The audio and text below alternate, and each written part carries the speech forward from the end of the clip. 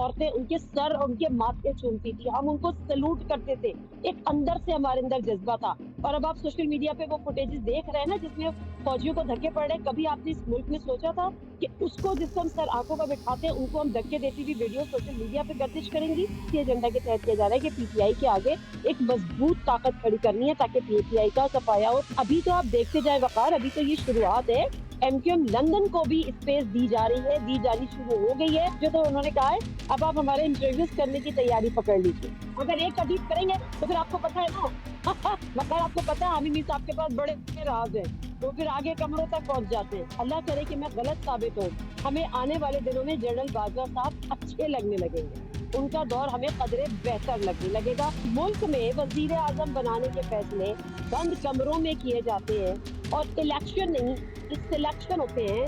وہاں پر الیکشن کے مطالبہ تو وہیں پہ دم توڑ دیتا ہے. اسلامی جمہوریہ پاکستان سے میں ہوں وقار بکا اور آپ دیکھ رہے ہیں سیاست ڈاٹ پی کے. اس وقت میرے ساتھ موجود ہیں پاکستان کی ممتاز تجزیہ کار نادیہ مرزا صاحبہ. بہت شکریہ میڈم آپ کے قیمتی وقت کا. میڈم اس وقت ملک میں جو ہے ایک معاشی بحران پیدا کیا جا چکا ہے اور اس کے نتیجے میں آپ نے دیکھا ہوگا چھوٹے چھوٹے کارخانوں سے لے کر بڑے سے بڑے پاور پلانٹس جو ہیں، بڑے سے بڑے گاڑیاں بنانے والے پلانٹس، یہ تمام چیزیں بند کر دی گئی ہیں. لوگ بے روزگار ہو رہے ہیں، مہنگائی عروج پہ ہے اور ملک ڈیفالٹ کرنے کے قریب ہے. تو اس پر آپ اپنا کیا تجزیہ دینا چاہیں گے؟ دیکھیں وقار، مسئلہ یہ ہے کہ بات تو آپ کی بالکل ٹھیک ہے. لوگ لاکھوں میں بے روزگار ہو چکے ہیں. فیصل آباد کی ملز بند ہو چکی ہیں. میں کراچی میں موجود ہوں. یہاں پہ آپ کو پتا ہے پاکستان کا اکنامک ہب ہے اور یہاں پر جو بزنس کمیونٹی ہے، میں نے اس کی بھی ملاقاتیں کی ہیں. جو امپلائیز ہوتے ہیں، مطلب جو تنخواہ دار طبقہ ہے، اس سے بھی ملاقاتیں ہوئی ہیں. لوگ اس حد تک پریشان ہیں، اتنے شدید پریشان ہیں کہ آپ کی سوچ ہے. مطلب میں حیران ہوں کہ ٹویوٹا کمپنی نے اپنا پلانٹ بند کر دیا، سوزوکی نے اپنا 3 دن کے لیے بند کر دیا. ہمیں بتایا جا رہا ہے کہ یہاں پہ پورٹ پہ 450 کنٹینرز کھڑے ہوئے ہیں جس میں سویا بین جو کہ پولٹری کی فیڈ ہے وہ یہاں پہ گل سڑ رہی ہے. سبزیاں یہاں پہ خراب ہو رہی ہیں، جو پیرشیبل آئٹمس ہیں وہ ختم ہو رہے ہیں. دوائیوں کا بحران سر اٹھا رہا ہے. خاص طور پہ آپ کو لائف سیونگ ڈرگز آگے آنے والے دنوں میں نہیں ملیں گی کہ اس کا جو را مٹیریل ہے وہ کنٹینرز میں یہاں پہ کراچی پورٹ پہ پڑا ہوا ہے اور اس کے اٹھانے کے لیے آپ کے پاس ڈالرز نہیں ہے، ایل سی کھولنے کے لیے آپ کے پاس ڈالرز نہیں ہے. تو اور پھر دوسری بات یہ کہ کوئی بات کرنے کے لیے اس پہ تیار نہیں ہے. یہاں پہ ڈالرز نہیں مل رہے. آپ ڈار صاحب کہتے ہیں کہ جی ڈالر جو ہے 226 225. ارے بھائی کراچی میں آپ آئیں، لوگ رو رہے ہیں، ان کو 250 کا بھی یہاں پہ اوپن مارکیٹ میں ڈالر نہیں مل رہا. تو مجھے سمجھ بھی نہیں آ رہا کہ یہ سیاستدان کس خام خیالی میں اور کون سی احمقوں کی جنت میں، معذرت کے ساتھ میں یہ ورڈ یوز کری، اس میں رہ رہے ہیں. میڈم اس وقت معیشت تباہ ہو چکی ہے، ملک میں دہشت گردی بڑھ چکی ہے. آپ کے تمام شہر جو ہیں وہاں پر دھماکے ہو رہے ہیں، دہشت گرد ہر جگہ پہ موجود ہیں. تو ہماری ترجیحات کیا ہیں پھر؟ نہ تو ہم معیشت کو اسٹیبل کر پا رہے ہیں، نہ ہم سیاسی استحکام لا پا رہے ہیں، نہ ہم دہشت گردی کو کنٹرول کر پا رہے ہیں. تو ترجیحات کیا ہیں ہماری؟ ہماری ترجیحات یہ ہیں کہ ہم دوڑو دوڑو دوڑو، الیکشن نہ ہمیں پکڑ لے. الیکشن سے بھاگو، الیکشن سے فرار حاصل کرو.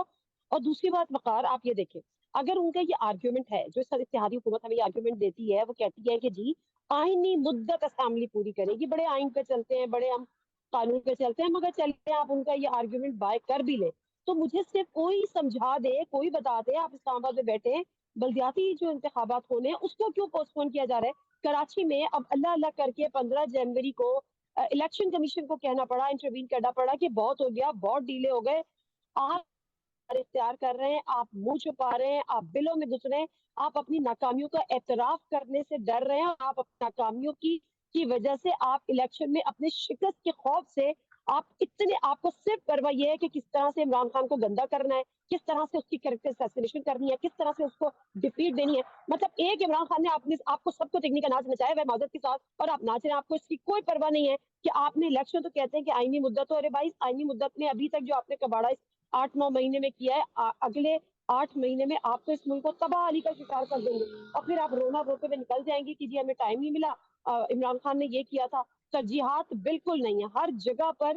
میں یہاں پر ایک لمبا میرا روٹ ہے جس کو مجھے ٹریول کرنا پڑتا ہے اور مجھے کہا جاتا ہے کہ آپ اپنی گاڑی لے کر نہیں جائیں کیونکہ یہاں پہ گاڑیاں اسنیچ ہو جاتی ہیں. موبائل فون استعمال نہیں کرنا. میں بڑے لکیلی آپ کر رہی ہوں، اللہ کرے آپ کا یہ انٹرویو ہمارا پورا ہو جائے اور کراچی شہر پہ میرا موبائل فون مجھے بچ جائے. मैडम इस वक्त हम कौन से अहमकों की जन्नत में रह रहे हैं जहां पर हमें ये नहीं पता चल रहा कि मुल्क तबाह हो रहा है, दहशतगर्दी बढ़ चुकी है और आप इलेक्शन की तरफ भी नहीं जा रहे। इनके लिए तो एक आसान ऑप्शन इमरान खान ने दिया है कि आप एक सेफ साइड खेलें और इज्जत बचाएं, निकलें यहाँ से। आप संभाल तो कुछ सकते नहीं, तो फिर आप क्यों इसको गले में डाले हुए हैं? और देखिए वक़ार, मैं वैसे एक बात बताऊँ, मैं हम तो सियासतदान तो बड़े सॉफ्ट टारगेट है ना, तो हम उनको 2 गालियाँ भी दे लेते हैं, 2 सुना भी देते हैं और बड़े अच्छे-अच्छे अल्फाज में उनको याद भी कर लेते हैं, लेकिन असल ज़िम्मेदार कौन है? अभी मैं अपना व्लॉग भी कर रही थी और हामिद मीर साहब का मैं कल से वो क्लिप सुन रही हूँ जिसमें उन्होंने बड़ा ऑथेंटिसिटी के साथ ये कहा कि कोई इसको डिनाई नहीं कर सकता, कोई इसकी तरदीद नहीं कर सकता कि बंद कमरे में शहबाज शरीफ साहब को बुलाया गया, उनसे कहा कि जी हम आपको वज़ीर-ए-आज़म बनाना चाहते हैं, अगर आप नवाज़ शरीफ साहब से फैसले को अहकामात तस्लीम ना करें। तो चूंकि शहबाज शरीफ साहब ने इनकार कर दिया तो फिर उन्होंने इमरान खान साहब को वजीर आजम बना दिया। तो जिस मुल्क में वजीर आजम बनाने के फैसले बंद कमरों में किए जाते हैं और इलेक्शन नहीं, सिलेक्शन होते हैं, वहां पर इलेक्शन के मुतालबा तो वहीं पे दम तोड़ देता है। मतलब हमें अगर ये पता है कि आने वाली गवर्नमेंट आप इलेक्शन के थ्रू कराएं, आप वोटिंग करानी हो, आपने इलेक्शन कमीशन का पैसा लगाना हो, आपने मुल्क को कौम का पैसा लगाना हो, अवाम को ट्रक की बत्ती के पीछे आपने भगाना हो, अवाम को इलेक्शन की लॉलीपॉप देनी है, लेकिन अल्टीमेटली आपको एक बंद कमरे में इंटरव्यूज होंगे और बंद कमरे में फैसले हो जाएंगे और जिसकी जो खुशनसीब होगा, जो उनके सवालों पे पूरा उतर जाएगा, जो उनकी तमाम शराइत को तस्लीम कर लेगा, उसको हक हुक्मरानी मिल जाएगा और वजीर आजम का ताज उसके सर पे पहना दिया जाएगा।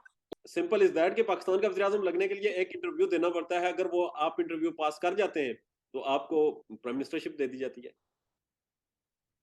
एग्जैक्टली जो हामिद मीर साहब ने कहा है उसके बाद तो हमें यही पता चला है। और अगर ये बात गलत है, हामिद मीर साहब ने झूठ बोला है, तो फिर हमें कोई बताए कि हामिद मीर साहब गलत कह रहे थे और हामिद मीर साहब जिस उसूल से कह रहे थे कि कोई इसकी तरदीद नहीं कर सकता, तो कोई उसकी तरदीद कर ले, अब इसको साबित करे कि वो झूठ कह रहे थे कि वो सच कह रहे थे। ताहाल उसकी कोई तरदीद नहीं है। बहरहाल आएगी भी नहीं, कैसे आएगी? अगर एक तरदीद करेंगे तो फिर आपको पता है ना वकार, आपको पता है हामिद मीर साहब के पास बड़े राज है, वो फिर आगे कमरों तक पहुंच जाते हैं। बहरहाल अब पंजाब की सिचुएशन पे हम बात करते हैं। ये पंजाब में जो कुछ हो रहा है, ये स्क्रिप्ट का हिस्सा था। देखिए मंसूबा साज तो हर जगह पर बैठा हुआ है और आप ना भूलें चौधरी परवेज इलाही साहब ने इस अनाउंसमेंट के बाद एक इंटरव्यू दिया और वो इंटरव्यू उन्होंने अपनी ख्वाहिश पर दिया। मतलब वो एक फरमाइशी इंटरव्यू था, वो ऐसा नहीं था कि एयर वाई वाले अचानक उन्होंने मिन्नतें की कि जी आप इंटरव्यू दे दें। चौधरी परवेज इलाही साहब की ख्वाहिश के बगैर कोई उनका इंटरव्यू लेके तो दिखाए। उन्होंने ख्वाहिशी फरमाइशी इंटरव्यू दिया और उस इंटरव्यू में उन्होंने बताया कि मेरी मुलाकात भी हुई थी, सवाल भी पूछा गया, सवाल भी बताए गए कि कौन कौन से सवाल आपने मुझसे पूछने हैं। फिर उसमें ये भी बताया गया कि एस्टैब्लिशमेंट नहीं चाहती कि असेंबलीज तोड़े टूटे, एस्टैब्लिशमेंट चाहती है कि तमाम असेंबलीज जो है वो अपनी मुद्दत पूरी करे, एस्टैब्लिशमेंट चाहती है कि पॉलिटिकल कियोस ना हो, पॉलिटिकल इंस्टेबिलिटी कंटिन्यू ना हो। तो जब ये सारी बातें चौधरी परवेज इलाही साहब ने बता दी, तो फिर तो मेरा ख्याल है किसी को ये शक होना ही नहीं चाहिए कि ये मंसूबे का हिस्सा नहीं था।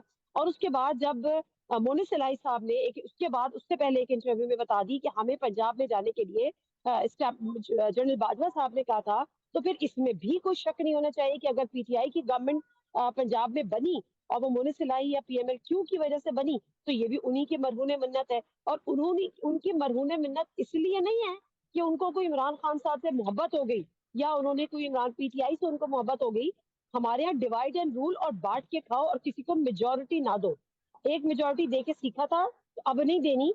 तो नहीं चाहते थे उस वक्त, ये प्लानिंग का हिस्सा नहीं था कि वफाक में पीएमएलएन की हुकूमत हो तो पंजाब में भी उन्हीं की हुकूमत हो। तो कोई ये नहीं चाहता था। जब वो ये नहीं चाहता था और वो पंजाब में पीपल्स पार्टी को तो ला नहीं सकता था, तो जिस तरह से शहबाज शरीफ साहब के बाद इमरान खान मजबूरी थे, इसी तरह से पीएमएलएन के बाद एक दफा फिर पीटीआई मजबूरी बन गई कि उनको लेकर आना है, जिसकी वजह से मोनिस इलाही साहब को कह दिया कि आप वहां चले जाएं।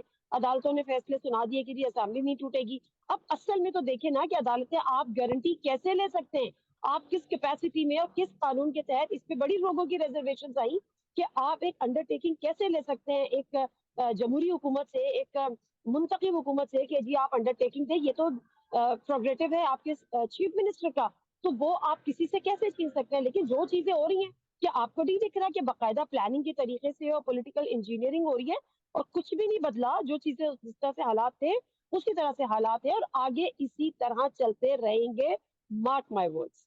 मैडम इमरान खान कहते थे कि जनरल बाजवा के जाने के बाद तनकीद नहीं करनी और हम देख रहे हैं, हम देखेंगे क्या हो रहा है। اور ساری چیزوں کو وہ آبزرو کر رہے تھے. آپ کو لگتا ہے کہ صرف ایک چہرہ بدلا ہے, پالیسیز وہی ہیں, سارے حقائق وہی ہیں جو پہلے تھے؟ ابھی تک بالکل وہی ہیں. اگر وہ نہیں ہوتے تو عادل سواتی باہر ہوتے. عادل سواتی صاحب کی ضمانتیں منظور ہو جاتی, ضمانت کی درخواست. لیکن عادل سواتی کا آنےسٹلی مطلب بڑی معذرت کے ساتھ دیکھیے, ہمارے یہاں فیصلے تو عدالتیں کرتی ہیں, لیکن یہی عدالتیں ہیں جن کے فیصلوں پر پھر تنقید بھی ہوتی ہے اور پھر سوالات بھی اٹھتے ہیں. پناما سے لے کر, اس سے پہلے سے لے کر جوڈیشل مرڈر بھٹو صاحب کا وہ آپ لے لیں, بے شمار, وی جسٹ نیم اٹ. اور اس کے بعد اگر یہ فیصلے آتے ہیں اور ہم یہ دیکھتے ہیں کہ کہاں عدالتیں نرمی دکھاتی ہیں, کہاں عدالتیں سختی دکھاتی ہیں, پھر ہم ایک ٹیسٹ کیس کے طور پر, میں تو اعظم سواتی کے کیس کو ایک ٹیسٹ کیس کے طور پر دیکھتی ہوں. جس دن اعظم سواتی کو کہیں نہ کہیں سے ریلیف مل گیا, جب ان کی ایف آئی آر ختم ہو گئی, جب ان پہ کیس کرنے والے لوگوں نے اپنے کیسز واپس لے لیے, اس وقت ہم سمجھیں گے کہ ایک شخص کے بدلنے سے کوئی تبدیلی آئی ہے. لیکن فی الحال کوئی تبدیلی نہیں آئی ہے, اسی طرح سے پالیسیز کا تسلسل ہے.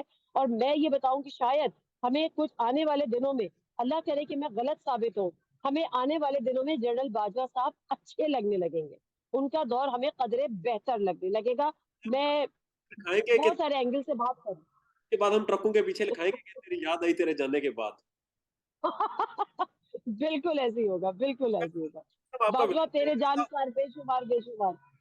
آپ کا ایک بلاگ دیکھ رہا تھا جس میں آپ نے ذکر کیا کہ کراچی سے پاکستان تحریک انصاف کا صفایا کیا جا رہا ہے اور اس کی پلاننگ کی جا چکی ہے, اور اسی طرح ملک بھر سے بھی, اور عمران خان کے خلاف جو آئیڈیوز لائی جا رہی ہیں اور دیگر یہ چیزیں, یہ ساری بیسیکلی عمران خان کو گندا کرنا اور پی ٹی آئی کو ختم کرنا مقصد ہے اس کا. تو آپ کیا اوپر آپ کو کیا لگتا ہے کہ یہ کون کر رہا ہے اس کو؟ دیکھیں, میں نے جو یہ پہلا جو ویلاگ اس ٹاپک پہ کیا تھا نا, وہ میرا خیال ہے آج سے نہیں بھی تو 3 سے 4 مہینے پہلے کیا تھا. اور اس کے بعد میرا اب کراچی آنا ہوا ہے, اور اب میں پی ٹی آئی کے سینئر لوگوں سے ملی ہوں. انہوں نے ہمیں باقاعدہ طور پہ بتایا, اور انہوں نے کیا بتایا ہے, آپ کی خبر نہیں پڑی کہ M Q M Pakistan, P S P, Farooq Sattar, ان کو سب کو اکٹھا کیا جا رہا ہے. صرف اس وقت آفاق صاحب الگ ہوں گے, تو ان کو سب کو اکٹھا کس ایجنڈا کے تحت کیا جا رہا ہے؟ اسی ایجنڈا کے تحت کیا جا رہا ہے کہ پی ٹی آئی کے آگے ایک مضبوط طاقت کھڑی کرنی ہے, تاکہ پی ٹی آئی کا صفایا ہو, پی ٹی آئی کا ووٹ بینک یہاں پہ مائنس ہو. اور ابھی تو آپ دیکھتے جائیں وقار, ابھی تو یہ شروعات ہے.